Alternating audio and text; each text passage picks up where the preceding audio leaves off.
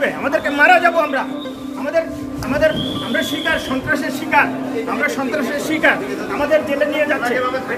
Police আদালত থেকে আমাদের বিচার দেয় নাই। আমরা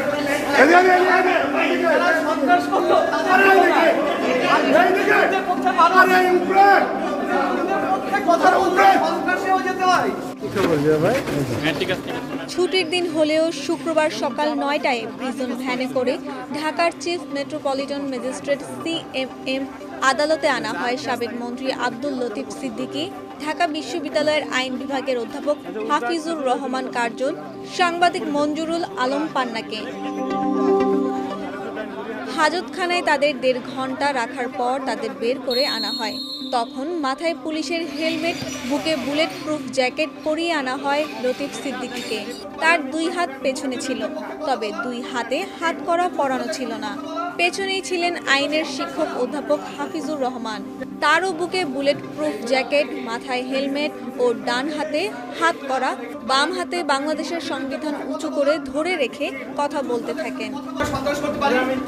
মুক্তিযুদ্ধের পক্ষে কথা বলা, মুক্তিযুদ্ধদের সাথে কথা বলা, এগুলো সন্ত্রাস করা। মারা যাব, মারা যাব।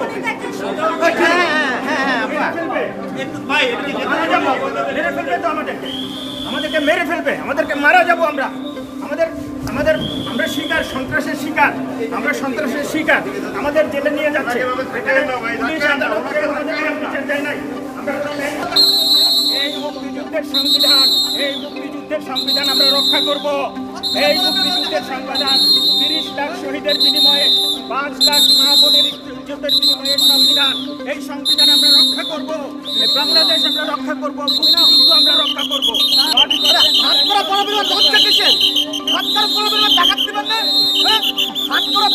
দেখাতে দেবেন না কেন? এটা কোন ধরনের কথা? আরে হাত করা পড়াবেন কেন?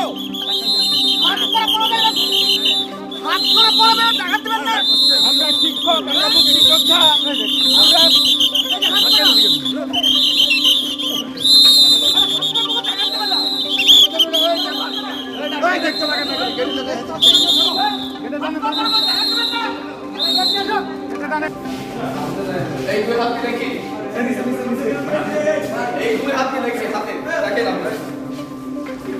মানুষ কি লিখবে, সাংবাদিকরা কি লিখবে, কার পক্ষে লিখবে সাংবাদিকরা? বলুন আপনারা, কার পক্ষে সাংবাদিকরা? সন্ত্রাসের বিরুদ্ধে বলি, দুর্নীতির বিরুদ্ধে এই হাতকে লিখি। আপনাদের মনে হয় যে আমরা দেশের সূর্য সন্তানরা এদেশের জন্য এই দেশ স্বাধীন করেছে, তাদের সঙ্গে থাকা সন্ত্রাস করা, এটা আপনাদের মনে হয়? এই প্রশ্ন আপনারা করছেন যে আমরা কতটুকু সন্ত্রাস করেছি?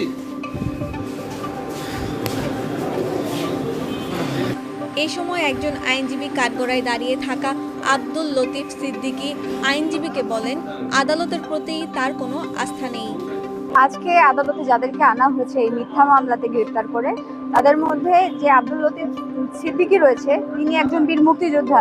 তিনি কাউকে ওকালতনামাতে পর্যন্ত সাইন করে নাই, কারণ তিনি বলেছেন যে এই আদালত আমাকে ন্যায় বিচার দিবে না, এজন্য তিনি কারোর ওকালতনামাতে সাইন করে নাই।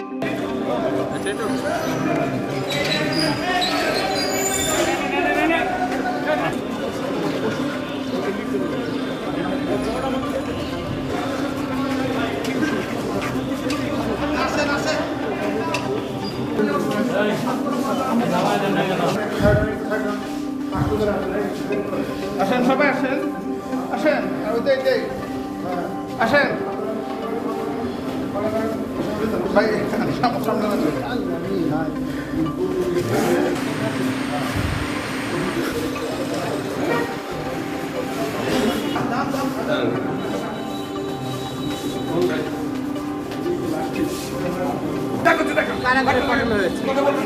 এই অনুষ্ঠানে যোগ দিয়েছিলাম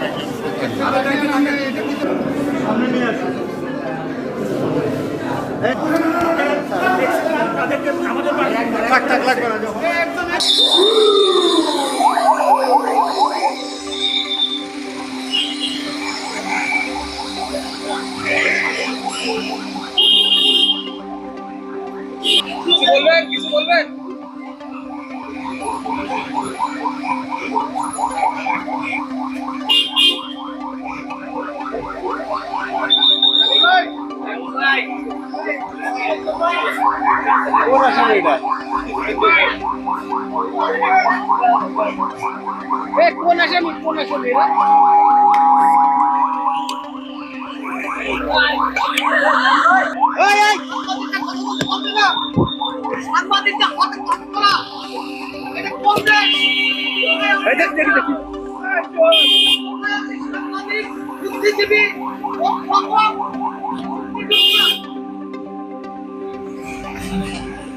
সন্ত্রাস বিরোধী আইনের মামলায় কাদেরকে আদালতে হাজির করা হয়েছিল? আজকে শাহবাগ থানার সন্ত্রাস বিরোধী মামলায় সারা ফারজানা হক স্যারের আদালতে লতিফ সিদ্দিকী সহ মোট 16 জন আসামিকে জেল হাজতে প্রেরণের প্রার্থনায় উপস্থাপন করা হয়েছে। আমরা বিজ্ঞ আদালতে রাষ্ট্রপক্ষে আসামিদেরকে জেল হাজতে প্রেরণের প্রার্থনা করেছি এবং এর সপক্ষে আমাদের যুক্তিও উপস্থাপন করেছি। অপর পক্ষে আসামি পক্ষেও তাদের এই জামিনের প্রার্থনা করা হয়েছে। বিজ্ঞ আদালত অত্যন্ত সুশৃঙ্খল এবং সুন্দর পরিবেশে উভয় পক্ষের বক্তব্য শ্রবণান্তে সন্তুষ্ট হয়ে এই আসামিদেরকে চিরাবৃহমূল্যে জেল হাজতে প্রেরণ করে। মামলাটার অভিযোগটা, এই মামলার অভিযোগ হচ্ছে তারা ডক্টর ইউনূস সাহেবের নেতৃত্বাধীন এই অন্তর্বর্তীকালীন সরকারকে হটিয়ে ফ্যাসিস্ট শেখ হাসিনাকে ফিরিয়ে আনার যে পরিকল্পনা, সেই পরিকল্পনার অংশ হিসাবেই এই প্রোগ্রামটা করেছে। এই আসামিদেরকে আমরা পরবর্তীতে রিমান্ডের প্রার্থনা করব। রিমান্ডে নিলে পরে এই আসামিদের কাছ থেকে এই মামলার সাথে সম্পৃক্ত অন্যান্য কারা আছে, এই আসামিদেরকে প্যাট্রোনাইজ কারা করছে, কারা এই ঘটনার মূল পরিকল্পনাকারী শেখ হাসিনার সাথে এদের কি যোগাযোগ হচ্ছে, এইটার সাথে দেশি বিদেশি চক্রান্তে কারা জড়িত আছে, বিদেশি কোন কোন রাষ্ট্রের গোয়েন্দা সংস্থা তাদেরকে এইভাবে রাষ্ট্রবিরোধী কার্যক্রমে থাকার জন্য এই প্রলুব্ধ করেছে, সহায়তা করেছে, সেই বিষয়গুলা উঠে আসবে। ঢাকা বিশ্ববিদ্যালয়ের আইন বিভাগের অধ্যাপক হাফিজুর রহমান কার্জন কিছু কথা বলেছেন, উনি আসলে কি বললেন? হাফিজুর রহমান কার্জন একজন আইনের শিক্ষক। উনি সংবিধান হাতে নিয়ে সংবিধানের দোহাই দিয়ে তিনি এই আদালতে সুরক্ষা পেতে চেয়েছেন সংবিধানের উপর ভিত্তি করে, যে তার 5 কোটি টাকার ক্ষতিপূরণ হয়েছে, সে রাত্রে ঘুমাতে পারে নাই। তখন আমরা তার বিরোধিতা করেছি। ঢাকা বিশ্ববিদ্যালয়ের আইন বিভাগের অধ্যাপক হাফিজুর রহমান কার্জন উনি কিছু কথা বলেছেন, উনি কি বলেছেন এর জবাবে আপনি কি বলেছেন? ঢাকা বিশ্ববিদ্যালয়ের শিক্ষক এই হাফিজুর রহমান কার্জন স্যার, তাকে ডিউ রেসপেক্ট অনুযায়ী আমরা বলতেছি, যখন এই কোর্টে যখন আপনার বিএনপি এবং জামায়াতের যখন জাতীয় নেতৃবৃন্দগুলো তোলা হতো এবং সাবেক 3 বারের প্রধানমন্ত্রী বেগম খালেদা জিয়াকে তোলা হতো, তখন কিন্তু এরকম সংবিধানের দোহাই, সংবিধানের কোনো আর্টিকেল তাকে মানা হতো না। যেখানে আপনার যে মানবাধিকার যেটা বলছেন, ইউডিএচ এর যে কথা বলেছে, আমাদের হিউম্যান রাইটসে যেটা আছে, এই গত ফ্যাসিজমের আমলে বিএনপি এবং জামাতে যে নেতৃবৃন্দ এই আদালতে তোলা হতো, রিমান্ডে নেওয়া হতো, বিনা বিচারে জেল খাটা হতো, কালো আইন দিয়ে আপনার তাকে ডিটেনশনে রাখা হতো, তাদের কিন্তু সেই সংবিধানের 33 অনুচ্ছেদ তখন কোথায় ছিল? তখন তো সেই জাতীয় নেতৃবৃন্দ সংবিধানের এই আর্টিকেল তখন তো কার্টেল করা হয়েছিল তাদের অনুযায়ী। তারপরও আমরা আদালতের পরিবেশ খুব স্বাভাবিক ছিল, কিন্তু এই ঢাকা বিশ্ববিদ্যালয়ের শিক্ষক জ্ঞানপাপী, তার এই আদালতের পরিবেশটাকে সে উত্তপ্ত করে। ঢাকা বিশ্ববিদ্যালয়ের আইন বিভাগের অধ্যাপক হাফিজুর রহমান কার্জন উনি আসামির কাঠগড়ায় দাঁড়িয়ে আদালতকে কিছু কথা বলেছেন। হাফিজুর রহমান কার্জন কি বলেছেন? তিনি বিজ্ঞ আদালতকে বলেছেন যে তিনি ঢাকা বিশ্ববিদ্যালয়ের আইন বিভাগের একজন অধ্যাপক এবং তিনি এই যে জুডিশিয়াল কাউন্সিল তাদেরকে ট্রেনিং করান এবং যে বিশেষ পুলিশ ফোর্স রয়েছে তাদেরকে ট্রেনিং করান। তিনি আজকে একটি প্রোগ্রামে গিয়েছিলেন এবং সেখানে তার সাথে মব হয় এবং তাকে লাঞ্ছিত করা হয়। এটা তার এই দেশব্যাপী যে মানহানি হয়েছে, এজন্য তিনি 5 কোটি টাকা কম্পেনসেশনের কথা বলেছেন।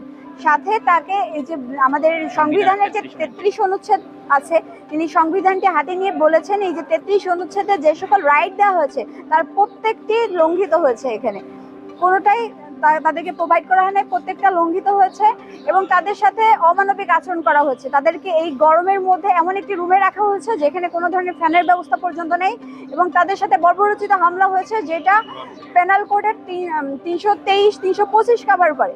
আর তিনি মামলা নিয়ে বলেছেন যে এই যে মামলাটা করা হয়েছে এই মামলাটা সম্পূর্ণ মিথ্যা এবং এই মামলাটা তাদের বিরুদ্ধে কোনোভাবে যায় না, কারণ এই মামলা হতে গেলে যে ধরনের উপাদান দরকার তো সেই কোনো উপাদান তাদের বিরুদ্ধে বিদ্যমান ছিল না। আর সাংবাদিক মঞ্জুরুল আলম পান্না তিনি বলেছেন যে সাংবাদিকদের হাতে যে এই হাতকড়া পরানো হচ্ছে এগুলো কেন। আপনি আদালতে আসামিদের পক্ষে কি বলেছেন? যে আজকে আমি বিজ্ঞ আদালতে বলেছি যে এই বাংলাদেশটা একটি স্বাধীন রাষ্ট্র, আর এই স্বাধীন রাষ্ট্রে আজকে বীর মুক্তিযোদ্ধা, একজন সাংবাদিক, তারপরে ঢাকা বিশ্ববিদ্যালয়ের মতো একটা বিশ্ববিদ্যালয়ের অধ্যাপক, আইন বিভাগের অধ্যাপক সহ আরো অন্যান্য গুণী ব্যক্তিদেরকে আজকে হাতকড়া করে এই বিজ্ঞ আদালতে হাজির করা হয়েছে। মূলত আমরা দেখেছি যে তাদের সাথে মব করা হলো এবং মব করে তাদেরকে আহত করা হলো, করে আবার পুলিশে দেওয়া হলো। এখানে অনেক বিষয় লক্ষ্য হয় যে তাদের সাথে যে মব করা হয়েছে এটি একটি সাকসেসফুল মব ভায়োলেন্স হিসেবে আখ্যায়িত হচ্ছে, কারণ তাদের সাথে মব করা হলো আবার তাদেরকে কোর্টে দেওয়া হলো এবং আমরা এখানে জুডিশিয়াল মিসইউজও দেখছি। বেলা 11:30টার দিকে প্রিজন ভ্যানে করে লতিফ সিদ্দিকীদের কেরানীগঞ্জ কেন্দ্রীয় কারাগারে নিয়ে যাওয়া হয়।